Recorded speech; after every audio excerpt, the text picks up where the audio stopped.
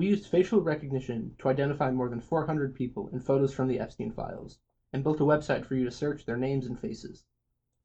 I'm Tristan Lee from Decoherence Media, and I'm here to show you how to use our new website, Epstein.photos. We ran all the documents released by the Department of Justice as part of the Epstein Files Transparency Act through a facial recognition model to identify faces. Then we grouped together similar faces to track the same person across multiple images, and then spent almost 2 months going through and identifying as many of those faces as we could. Currently, we're at 423 names. 170 of those names haven't been reported on before in connection with Epstein, including a prince from Bahrain and the co-founder of MTV. We also found a picture of Google co-founder Sergey Brin on a private island, standing a few feet away from model scout and alleged sex trafficker Jean-Luc Brunel. When you visit the website, Epstein.photos, you see a network visualization.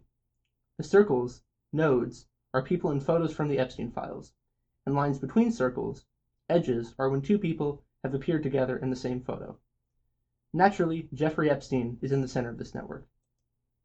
People are colored by their category, like academia and science, politics and government, or finance and business.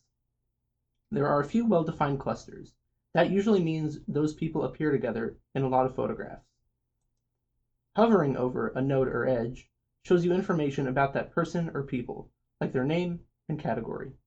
Clicking on a node or edge shows more information about them in the sidebar, with their photo, links to information about them, any emails they have on Gmail, and a reference photo of them we use to verify their name. It also shows their top connections, the people they appear in photos with most frequently, and you can use the search bar to search the network by name. The People page shows the names and faces of everyone we've identified. You can search them by partial name. The bottom of that page shows people we think might be worth identifying. If you have a tip about any of them, you can send it to us with our Google form, or contact us with one of the methods in our contact page, link in the description. The search page is the heart of the site. You can find photos by name or document number.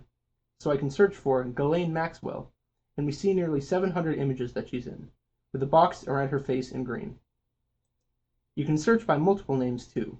For example, we can add Jean-Luc Brunel, and now we see 44 images that both Ghislaine and Jean-Luc appear together in.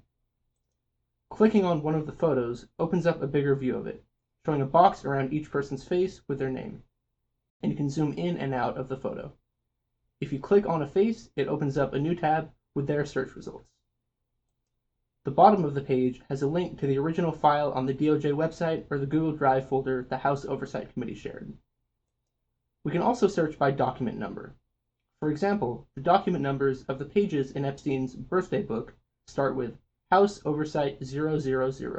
So searching by that, we see all the pages of his birthday book that contain at least one face.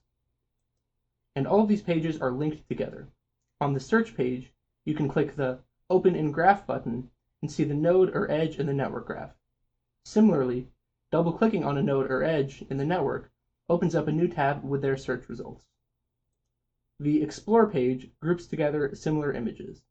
So we see a cluster of people writing things, like jet skis and ATVs, a cluster of ID cards, a cluster of partying, and a cluster of guys sitting around a table.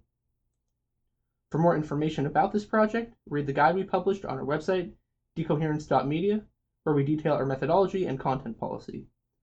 All the code for this project is on our GitHub page, including the data processing pipeline, front end, and back end.